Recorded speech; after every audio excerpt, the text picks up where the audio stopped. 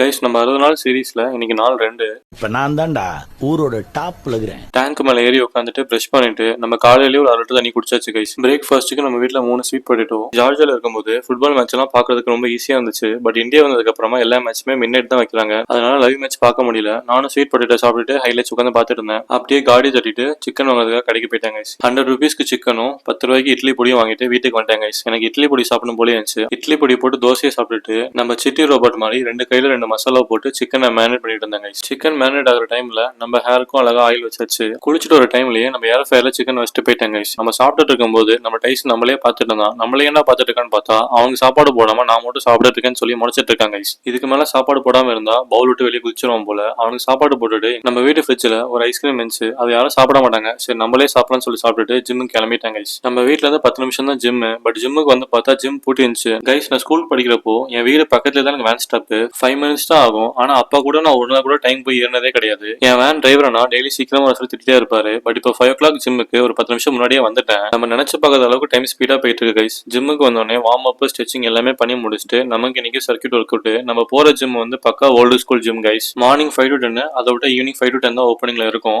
நம்ம போறது evening timing. அதே மாதிரி ஜிம்ல என்னோட ஸ்கூல் ஜூனியர்ஸ் எல்லாம் பார்த்தேன் கைஸ். அவங்க தான் இந்த வீடியோஸ் எடுத்து கொடுத்தாங்க. வீட்டுக்கு வந்து வேர் அடிச்சுட்டு ஏர் ஃபயர்ல சிக்கனை வச்சுட்டு சிக்கன் ஃப்ரை ஆகிற வரைக்கும் ஸ்லோவா சைக்கிள் ஓடிட்டு இருந்தாங்க. இதுல கண்டிஷன்ஸ் என்ன அப்படின்னா காலை கீழே வச்சா அவுட். வழக்கம் போல டின்னருக்கு தோசையை சாப்பிட்டுட்டு இன்னைக்கு டேவை முடிச்சாச்சு கைஸ். நாளைக்கு பார்ப்போம். பாய்.